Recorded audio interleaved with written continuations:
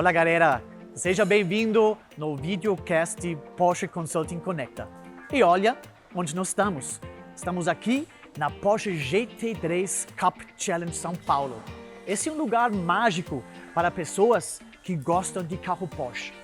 E hoje temos um prazer de conversar com o Denner Pires. O Denner Pires, ele é o CEO, o diretor, o presidente dessa empresa, e ele vai contar um pouquinho sobre essa história que ele fez aqui no Brasil com nossa marca, e também ele é um grande parceiro da Porsche Consulting, porque aqui vocês conseguem ver a operação, e nesse momento eles estão fazendo toda a manutenção dos carros de corrida. E nós, da Porsche Consulting, ajudamos ele para otimizar os processos. Então agora vamos subir, conversar com ele sobre a história, sobre o crescimento e sobre a visão dele no futuro de carros de corrida. Vamos lá!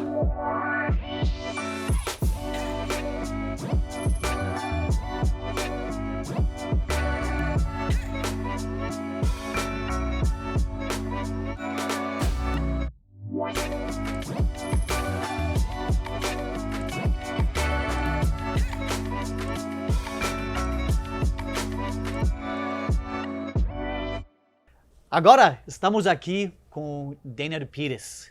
Denner, mais uma vez, muito obrigado pelo seu tempo e também pelo seu convite. Nós estamos aqui no seu lugar para fazer esse bate-papo com vocês sobre a sua empresa, sobre a Porsche. Mais uma vez, muito obrigado. Imagina, eu que agradeço a Porsche Consulting estar aqui, né? Você também, Rudiger, e toda a equipe. Sempre que vocês estão aqui é para trazer coisas boas, é para trazer novidades, é para trazer aprendizados para a gente. Então, tenho certeza que esse bate-papo aqui também vai ser muito legal.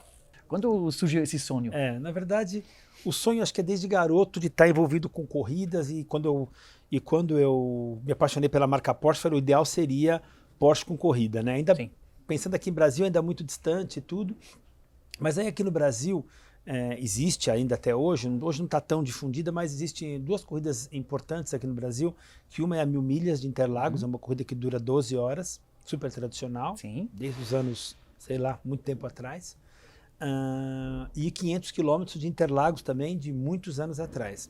E eram as únicas corridas de endurance, de longa duração que tinham aqui no Brasil. E aí, eu acabei conhecendo um amigo, que conheci outro, que tinha uma intenção de correr nessa corrida. Eu já tinha ido em algumas vezes como garoto assistir essas corridas com meu pai e tudo mais. E aí apareceu uma oportunidade, então, de eu preparar um carro para as 1000 milhas do Brasil. Isso foi em 94, eu demorei o ano de 94 para fazer a preparação, e a gente, de fato, concorreu nessa 1000 milhas, participou nessa 1000 milhas em 95. Ainda em 94 eu trabalhei um pouquinho num time alemão, consegui adquirir um pouco de experiência ali com corridas e com Porsche. E aí preparei esse carro. Esse carro, na verdade, eu tenho ele até hoje guardado. Ele é um carro, nasceu um carro em 1971. Né? Quando eu me conectei com esse amigo, que é o André Lara, esse carro estava desmontado numa oficina que alguém pegou para fazer esse projeto, mas acabou que não pôde dar continuidade, faltou, sei lá, alguma coisa para dar continuidade. E eu olhei o carro e falei, André, eu topo o desafio, tá pronto, né? Agora, né? Tá feito o desafio. E aí trouxe o carro para minha oficina e fiquei um ano lá, mais ou menos, preparando, e pus motor de um, com freio do outro, com não sei, ele era... Testando, né? Qual é o melhor setup. A palavra certa, ele é um Frankenstein total, né? Então, carro 71, com motor de não sei que ano, com freio de não sei que ano, com a suspensão do outro, com umas peças, naquela época era muito raro, fibra de carbono, hoje é muito mais comum. Então a gente desenvolveu aqui, eu consegui um parceiro que conseguia me ajudar com fibra de carbono, não tinha a perfeição de hoje, mas já começou funcionando. E aí então fomos para a primeira corrida oficial de verdade, que foi 1000 milhas de 95.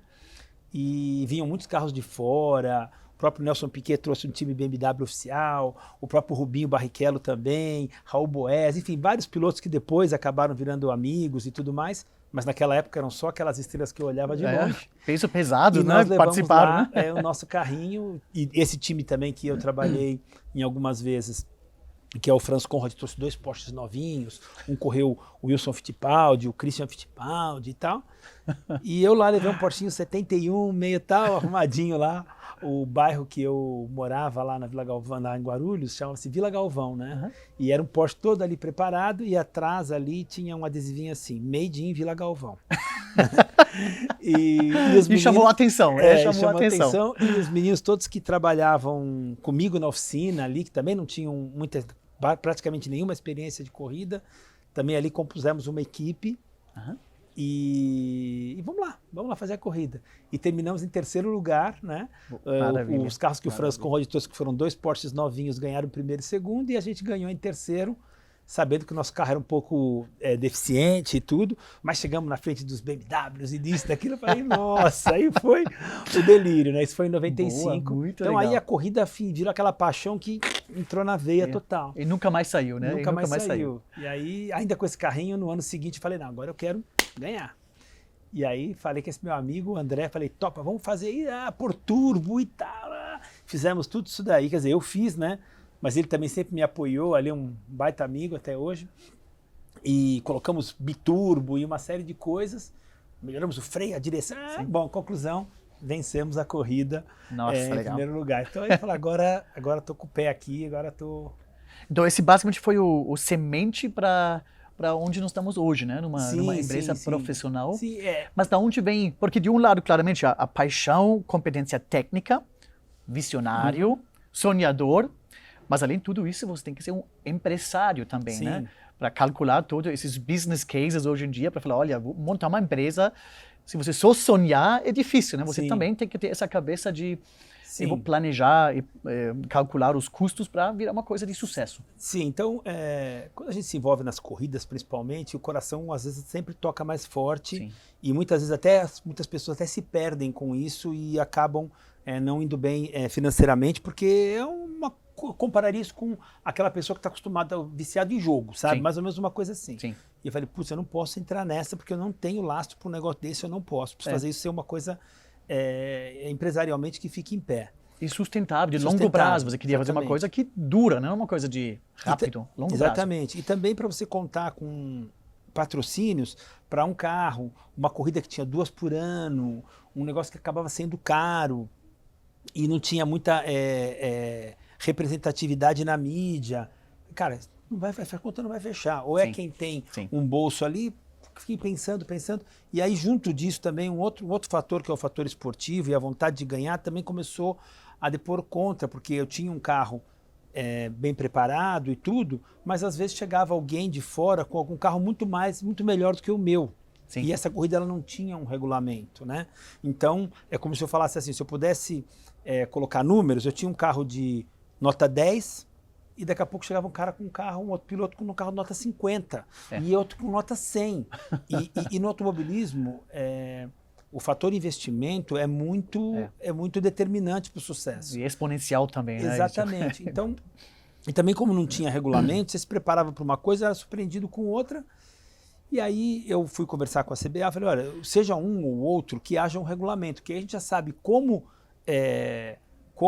se preparar, e sabe que todos vão se preparar de uma forma igual, e que vença o melhor. Eu estou aqui para tentar vencer, mas eu queria uma igualdade, né? Mas é impossível de colocar esse tipo de igualdade nesse tipo de corrida. Assim como também tinham outros carros bem inferiores ao meu, que algumas pessoas lá se sentiam super prejudicadas em função do meu. Então, às vezes eu chegava lá e ganhava, porque eu tinha talvez um carro melhor e um orçamento melhor, como às vezes eu chegava lá e perdia, mas nunca sabia como é que ia ser. Então me colocava às vezes no lugar de quem ganhava e também me colocava no lugar de quem perdia. Sim. E aí comecei a ver como é que eu fazia para ter um carro mais competitivo e tudo, e como é que eu vou dizer assim, é um negócio sem fim, né? Sim, claro. Falei, bom, então acho que a única forma que eu tenho é criar alguma coisa em meu próprio regulamento. E o meu próprio regulamento e o meu próprio campeonato, né? Era super ousado pensar nisso, e principalmente naquele tempo, hoje talvez mais fácil, né? Mas então comecei uma conversa com a Porsche, eu e como já citei, meu ex-sócio, que é o Roberto Keller. Começamos uma conversa com a Porsche para saber como a gente poderia fazer para ter essa categoria. E parecia que a gente ia chegar lá na Porsche dizendo, quero 10, 15 carros e iam esticar um tapete vermelho, parecia que aqui ia ter vários pilotos. E na verdade não era isso. Na verdade os pilotos aqui diziam para mim assim, começa aí, se for bom, depois eu vou no próximo ano eu entro. E eu chegava às vezes lá na Porsche e falava, não, tem que ter uma previsão, você tem que encomendar os carros pelo menos um ano antes. Então, essa diferença aí que era o problema. Agora a gestão, né? A gestão. Aí começou. E aí eu fiquei ali, acho que uns 3 anos, pelo menos, uns 3 ou 4 anos, tentando pôr isso em pé e também sofrendo alguns imprevistos, como, por exemplo, 99 para 2000, o dólar saiu de R$1, foi para 2 no dia seguinte. Enfim, tudo que a gente sabe aí que acontece no mundo, mas principalmente aqui no Brasil, parecia que nunca ia chegar a vez, nunca ia chegar a vez. Aí também chamei o meu irmão, Douglas, também para ajudar a pensar, a ter um pouco mais de estrutura e tudo mais. E aí, então, em 2004, eu falei, agora vamos. Vamos com tudo e o que eu consegui, o que eu fiz, eu vou investir aqui. Se der certo, ótimo. Se não der, eu vou ter que ver como fazer. Maravilha. Acho que esse é o espírito de empreendedor, né? É impressionante. E também para se colocar não só no próprio lugar, eu vou fazer uma coisa para mim, porque eu gosto de correr, para começar a pensar, eu vou criar uma empresa, vai ter clientes, nós temos um fornecedor, que é Porsche, com os carros, e como eu vou gerenciar tudo isso? Acho que o que mostro também para você, até hoje, né, a sua empresa, com sua criatividade, que você sempre tive, todo ano melhorou a empresa em alguma coisa, processos sempre eram importantes para vocês. Você fala, olha, essa é uma empresa profissional, a gente precisa processos profissionais para conseguir crescer e sempre para conseguir oferecer alguma coisa a mais cada ano, porque essa é um pouco a expectativa do cliente. Da onde foi esse pensamento que você sempre tinha esse aperfeiçoar? Porque combina muito bem com o espírito da Porsche mesmo, né? Então você adaptou basicamente o mesmo pensamento. Então, o que aconteceu? Eu comecei a ver que, principalmente nos 2, 3 primeiros anos, com bastante esforço e com o conhecimento que eu já tinha adquirido, era adquirindo o conhecimento hoje e aplicando amanhã. Conhecendo hoje e aplicando amanhã. Até aquela coisa assim que tinha que ser ali da noite para o dia, né? Mas chegou um momento que eu percebi que, primeiro, que para o negócio funcionar, ele tinha que ter um volume maior. Sim. Né? Para que ele tivesse um resultado importante. Escalar, né? Hoje eu falava isso, como escalar esse negócio. Eu lembro que os 3 primeiros anos foram anos difíceis. Esse meu amigo e ex-sócio, quando chegou no 3º ano, ele falou, obrigado, eu vou ter que cuidar dos meus negócios aqui, muito legal, muito tudo, mas porque a coisa financeiramente não se pagava, não é tão atraente, né? não se pagava. E ele falou, eu vou tocar a minha vida aqui e, cara, o que nós vamos fazer? Eu falei, não, então toca a tua vida aí e eu vou tocar essa vida aqui. E aí eu falei, bom, o que eu preciso aqui? Uma das coisas que eu preciso é volume. Sim. Porque as corridas de carro é um esporte caro. Né? Sim. Quando você pensa num produto que está lá do outro lado que eu estou falando, um produto importado, no caso do Porsche está na Europa, todas as barreiras de importação, de custos, os custos em euro e tudo mais. Uma corrida de carros brasileiros aqui no Brasil já é um esporte caro. Sim. Você imagina quando você potencializa isso. Então, ali comecei a fazer um estudo, falei assim, só tem uma forma, eu tenho que ganhar com massa crítica, eu tenho que ter carros lá no grid. Porque se eu pegar com poucos carros e quiser trazer o preço para um valor que seja para o negócio funcionar e ficar no azul, vai ser impagável para os pilotos. Sim. Ou para os patrocinadores. Né? E se eu subir essa régua do preço, eu talvez vou ter 2 ou 3 que também não vou ter um show. Né? Então, ficou aquela história, né? Assim, é como se eu dissesse que o bicho ficou grande e agora corre. Corre, senão ele vai te comer, sabe? Porque se você não correr mais que ele te come. Sim. Então, e para conseguir também executar, preparar e montar esse circo desse tamanho para que ele chegasse ali no break-even e dali para frente começasse a ser positivo, né? Sim. Muito ainda estava no começo, muito assim centralizado em mim. E eu falei, bom, chega uma hora que 2 braços só e não dá, né? E como é que eu vou transmitir isso para uma equipe? Então aí é que começou a entrar a parte de estratégia e de processos, né? Para que uma coisa que é fato, eu não posso perder a qualidade. Se for perder a qualidade, meu negócio faz assim do dia para a noite. Eu tenho que fazer assim. Até se eu ficar assim, na qualidade já não está bom. Porque Sim. as pessoas acostumam com a qualidade, né? As pessoas querem ver a evolução, né? Então eu tenho que continuar assim.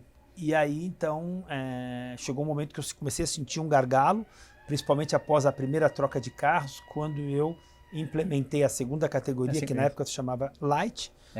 Aí o volume de tarefas e de processos e de trabalhos nos carros, e enfim, aquilo multiplicou de uma forma que eu falei, agora não tem mais 24 horas num dia, é pouco. Não estou nem falando 12, mas 24 é pouco. E aí eu precisei trazer esses processos, trazer essa organização, e aí é onde vocês nos ajudaram muito, muito mesmo. Não, muito bom. Foi importantíssimo a presença de vocês, todas as técnicas, e aí vou falar do meu lado aqui. Eu que sempre muito criado ali na prática e tudo mais, e esse mundo dos processos ainda era um mundo, tinha vontade, gostava, admirava, mas não dominava. Sim. Ficava até às vezes meio assim, com certo até medo disso, sabe? Mas eu sentia a maior confiança na Porsche Consulting de falar, não, deixa aqui que nós vamos ajudar a cuidar desse teu filho, né? Porque agora ele não está mais na maternidade, né? Agora ele já está indo para a faculdade, né? Então, foi muito importante. Foi muito bom, né? Quando começou a nossa parceria, desde o início nós já sentimos uma boa sintonia, porque a gente viu claramente que exatamente 100% espírito Porsche. E tudo que nós fizemos na própria casa, na Alemanha, né? Essa virada da Porsche focando em processos, aumentar a qualidade e crescer de uma forma eficiente e produtiva. A gente viu aqui de novo, né? Você teve essa visão que, olha, o negócio está crescendo, mas não adianta só crescer com os custos, nós temos que crescer saudável. Né? Claro. Isso só conseguimos se a gente otimiza os processos. Né? Então, esse foi um processo muito bacana com vocês e está continuando. Né? Você falou 10 carros, 20, depois segunda categoria, 50 carros. Hoje temos 75, um pouco mais carros. Onde você veja o fim, você veja mais crescimento ainda. Claramente, nós estamos agora trabalhando para exatamente continuar altíssima qualidade, se destacar da competição, das outras corridas, para mostrar que Porsche GT3 Cup Challenge é diferenciado. Mas você veja a sua visão para o futuro é mais crescimento ainda nessa empresa? Sim, às vezes eu não falo só de crescimento e número de carros, né? Porque a gente não pode medir só em número de carros. Mas como é que eu costumo pensar? Uma coisa que eu também aprendi com vocês, que é aquele negócio de evolui. Tem um nome esse processo, eu não me lembro. Evolui, põe uma trava. Isso, né? Estabiliza o padrão, né? Tem que colocar exatamente. Patronizar. Então, é assim que funciona a minha cabeça desde que eu aprendi isso com vocês. A gente tinha lá 25 carros. Primeiro, uma certa dificuldade. Opa, conseguimos nos estabilizar com 25 carros? Vamos assumir mais 15. Conseguimos nos estabilizar com 25 mais 15? Vamos assumir mais 9. Conseguimos com isso? Então, é exatamente isso. É a gente subir um patamar, mas se estabilizar e ter a certeza de que a gente está atendendo bem e falar assim, estou pronto, estou me sentindo à vontade para subir o próximo degrau. Perfeito. Né? E não ir subindo degrau após degrau, de forma que você pode tropeçar no meio desse caminho. E é o que a gente sente agora, exatamente neste momento. A nossa história, a gente vai trocando os carros de 4 em 4 anos, então vem carros novos para a categoria principal e os carros da categoria principal descem para a categoria secundária. Sim. Isso acontece de 4 em 4 anos. E geralmente esses carros que acabaram de ser utilizados por esse segundo ciclo, né? Primeiros 4 anos na categoria principal, que é o primeiro ciclo dos carros, o segundo ciclo é na categoria secundária, e geralmente esses carros depois voltam embora, não ficam mais aqui. E esse ano a gente então assumiu um desafio novo. Essa categoria de carros que deveria ir embora agora, que foi uma categoria de carros que entrou em 2014 na categoria principal, entrou em 2018 na categoria secundária, e em 2022 deveria ter ido embora, assim como foram as outras categorias de carro. Então a gente resolveu mantê-los aqui e fazer uma categoria com esses carros. Uma categoria totalmente de entrada para novos pilotos que ou não queiram um compromisso tão profissional de corrida, ou que estejam começando e que depois vão chegar nesse compromisso. Sim. Isso serve para os pilotos, serve para os patrocinadores, serve para os mecânicos. Então a gente está criando uma categoria onde é uma categoria de entrada para que a gente possa criar novos pilotos, novos mecânicos, novos engenheiros, novos patrocinadores, novas mídias, novas formas de comunicar, né? E que isso daí certamente será o futuro e será o futuro. Muito bom. Então, agora, são mais 25 carros. Claro, Né? um desafio. É mais 50% daquilo que a gente já estava fazendo, né? E aí a gente precisa de vocês de novo. Isso, né? A gente vai continuar, né? Melhoria contínua. Mas um ponto que você falou muito legal, que aqui na Porsche GT3 Cup Challenge não só falamos do produto, você falou muito das pessoas, né? O propósito da empresa não é só promover o carro Porsche, é muito menos vender o carro Porsche.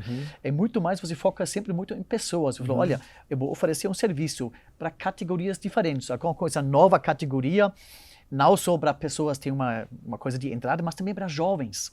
Acho que um propósito que você sempre falou para mim, falou, olha, já faz tempo que a gente não teve um piloto Fórmula 1 brasileiro. A gente teve uma história tão legal. Para que nós não podemos ajudar, como alguma coisa, ajudar jovens que vão sair do kart de 13, 14, talvez 15 anos e já entrar numa categoria que podem preparar futuramente um piloto Fórmula 1. Pode ser um piloto, pode ser um mecânico, pode ser um engenheiro, pode ser um fornecedor. Eu acho que a proposta da sua empresa ajuda bastante a desenvolver pessoas e, de alguma forma, indiretamente o país também. Acho que isso é bem legal, que não é só as pessoas olham, esse é um brinquedo para os super ricos. Não, o propósito é muito maior do que isso. Acho que é muito legal que você tem atrás da sua empresa. Não, sem dúvida, é só a gente pegar alguns exemplos, né?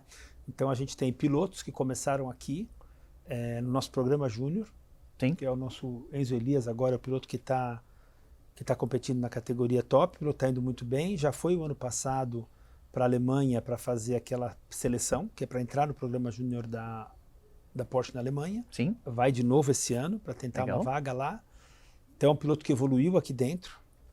Mas eu tenho mecânicos, né? Mecânicos que começaram aqui com a gente e que hoje nem estão mais aqui, estão trabalhando fora e até em outras marcas de carro. Na Aston Martin, tem mecânico trabalhando na Porsche Cup da Alemanha, tem piloto trabalhando na Manthey, engenheiro que começou com a gente aqui, Manthey Racing, que é um parceiro da Porsche. Então, tudo isso foi através do nosso campeonato do Porsche Cup. Sim. Eu, como não sou piloto, eu digo até muitas vezes assim, existe lá aquele sonho de um garoto que quer ser um piloto de Fórmula 1, o Nelson Piquet, ele quer ser o Ayrton Senna, o Emerson Fittipaldi. Mas existe, gente, o mecânico que quer ser o Nelson Piquet dos mecânicos, entendeu? Claro. O campeão dos mecânicos, o campeão dos engenheiros. E tem muita gente competente. Isso é uma coisa que também me dá muito orgulho aqui de trabalhar com esse pessoal. E a gente tem que criar o quê? Tem que criar essa plataforma para que eles consigam se desenvolver. Sim. Quando a gente, na primeira troca de carros, foi em 2007 para 2008, os carros vinham equipados, os de 2005 não vieram, que foram de 2005 até 2007, mas os de 2008 vieram equipados com um sistema chamado Data Acquisition, nada mais é do que um sistema que grava tudo aquilo que o carro faz na pista, o que acontece com o carro, tanto os sinais de mecânica do motor, a temperatura, a pressão de óleo, como também os dados de pilotagem do carro. Fazendo uma analogia, é como se eu falasse assim, é o ultrassom da tua volta, é o raio-x da sua volta, né? E aquilo fica tudo marcado ali. E para isso você precisa de uma cabeça pensante para fazer essa análise desses dados e conseguir transferir se é uma técnica de pilotagem melhor para o piloto, se é um ajuste melhor para o mecânico. Então você precisa daquele, fazendo de novo a analogia, daquele médico que faz o exame e traduz isso.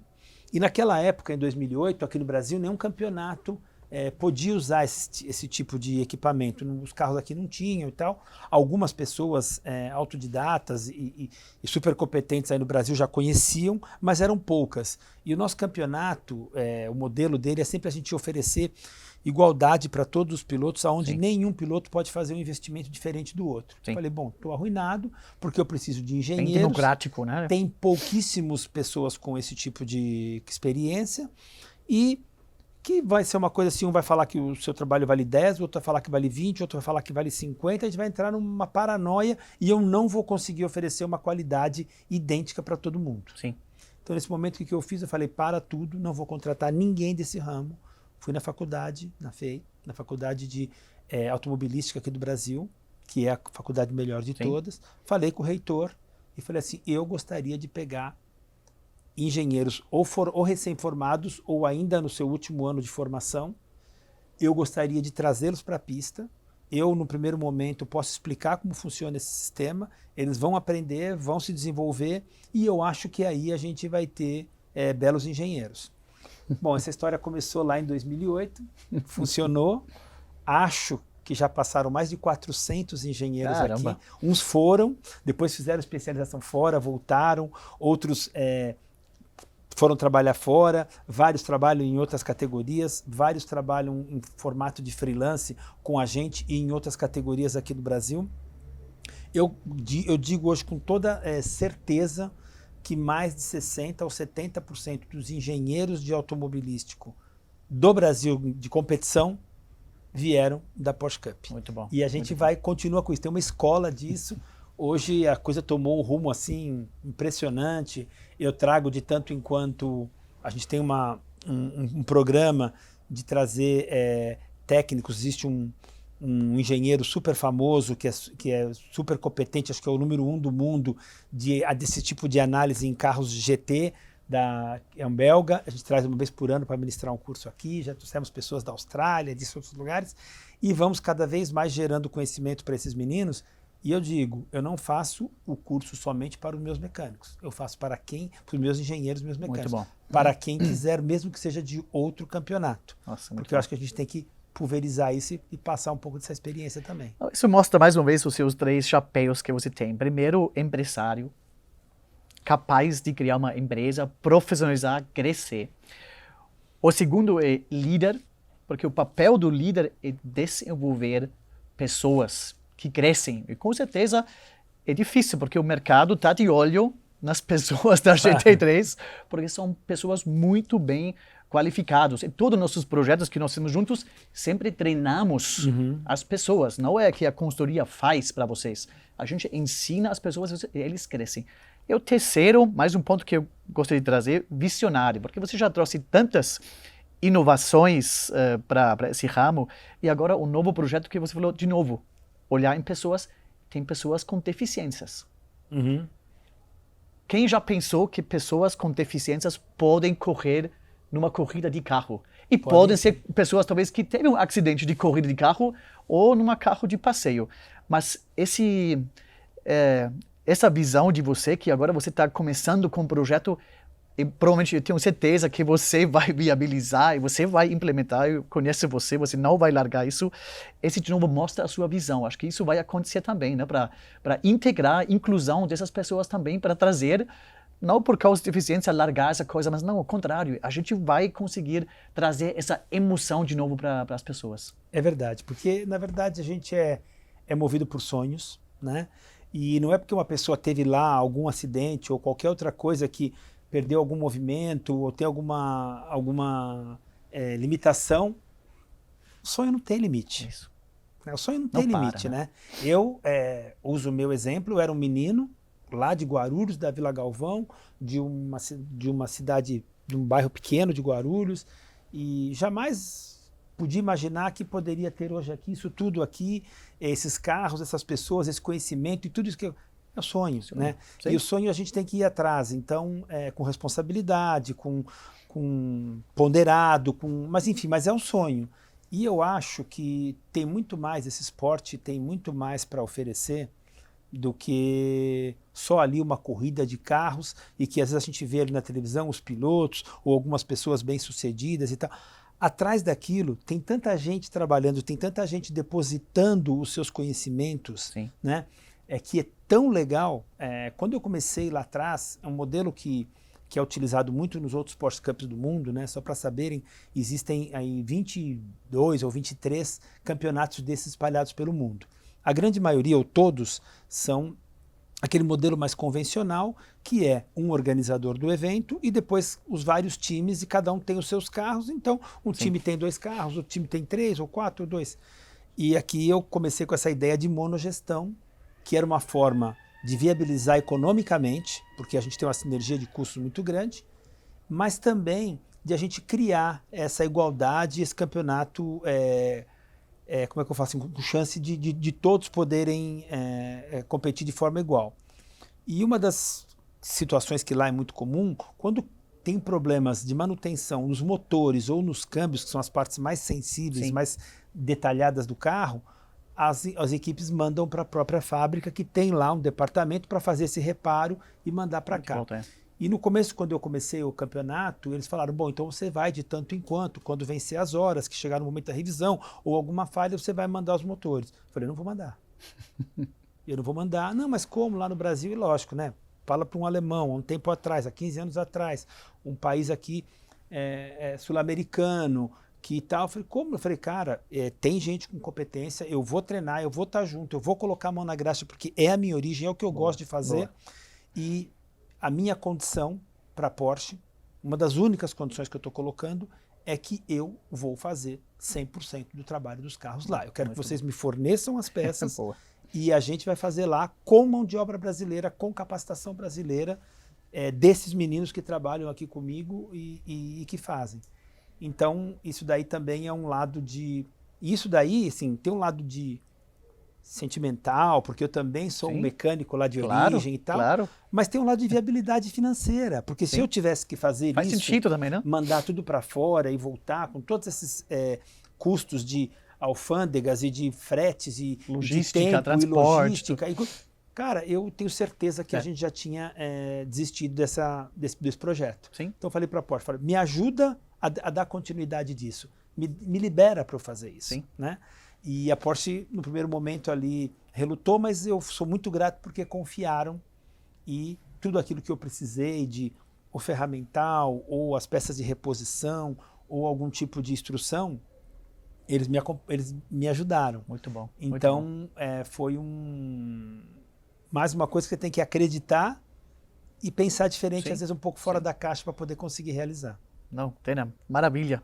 Acho que a gente poderia bater um papo horas e horas, né? Vocês estão vendo, esse conteúdo não falta. Do meu lado, talvez mais uma pergunta, a sua visão, até fechar um pouquinho o ciclo. Nós iniciamos com tecnologia, com mecânico, engenheiro. O mundo vai para mobilidade elétrica, né? E a própria Porsche também, com o lançamento do Taycan, a participação da Fórmula E, então também corrida elétrico. Como você veja o futuro de carros esportivos? Porque claramente sustentabilidade é um tema para todas as empresas, e todas as indústrias. Como você veja o futuro? Fórmula 1 também futuramente vai para um combustível sintético, esse poderia ser uma solução.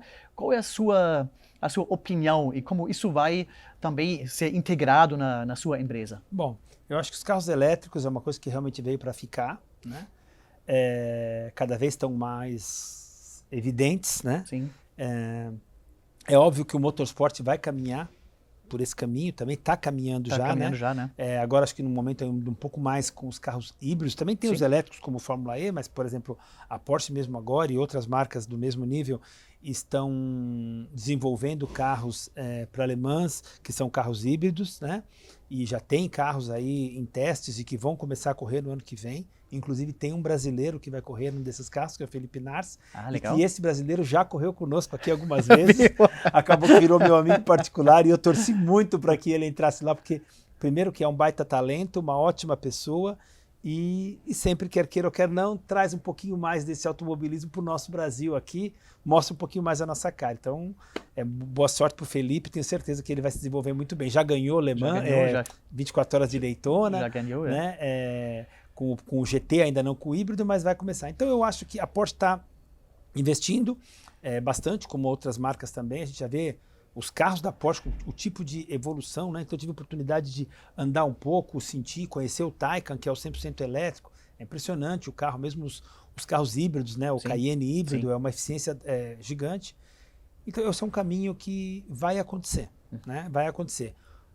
Quando ele chega no nosso campeonato, que é o nosso campeonato monomarca, e ele vai estar acessível para esse tipo de estrutura que eu tenho Sim, aqui, sim. de vários carros e tudo, eu não sei, mas essas coisas galopam assim muito mais rápido do que a gente pensa, né? Sim. Então acho que agora é fazer o seguinte, é ficar antenado, confiar na Porsche, confiar nos produtos que a Porsche tem, no que ela nos oferece e dizer para eles, estamos prontos para fazer o que for preciso. Somos parceiros, né? Vamos Parceiros. lá. Maravilha. Daniel, muito obrigado. Obrigado vocês. Agradeço muito o seu tempo, Obrigado. todo esse conteúdo, essa fascinação que a gente compartilha. E pessoalmente eu agradeço muito a nossa parceria de muitos anos. E vamos continuar, tem vários desafios na frente, vai ter mais crescimento, vai ter mais inovações tecnológicas, mas a gente vai enfrentar conjunto. Não, vai sim, eu também agradeço muito a você, a todos da Porsche Consulting, porque acabo de falar, olha o tamanho desse negócio que se tornou, e se eu não tiver os processos de vocês e tudo, eu não vou sobreviver de forma saudável. Então, cada vez mais preciso de vocês e é muito bom contar com isso. Maravilha. Gente, muito obrigado. E fica a dica, né? As corridas da Porsche GT3 Cup Challenge, vai lá. É uma festa, é um evento, é uma emoção, uma experiência muito grande. Eu recomendo para todos. E quem quiser saber mais, entra em contato seja com Porsche Consulting ou com Porsche GT3 Cup. Tá bom? Obrigado, até mais. Obrigado a todos.